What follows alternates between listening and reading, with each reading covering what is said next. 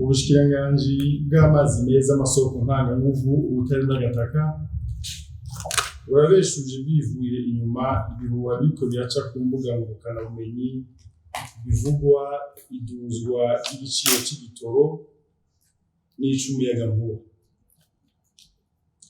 Ku bijanye n'igitoro, nk'uko vyashikirijwe igihe haheruka iduzwa, ibiciro bihinduka bivanye n'ingene kw'isoko mpuzamakungu vyifashe.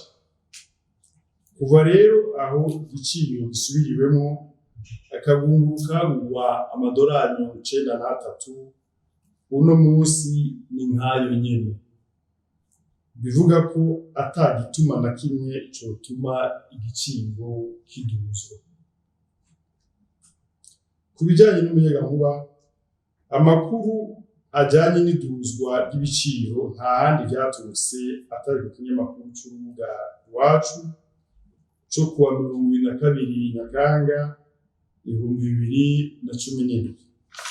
Nta giciro c'umuyagankuba cadugijwe kuko mu kukiduza birafise inzira bicamwo.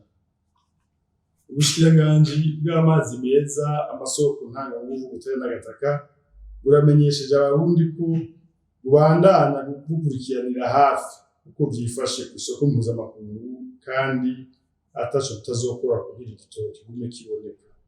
Vyongeye, ubushikiranganji buriko bukoresha uburyo bwose kugira tuboneyo akaryo ko gutera akamo inzego zose kugira zihashe abo bose barondera guhungabanya ubutunzi bw'igihugu.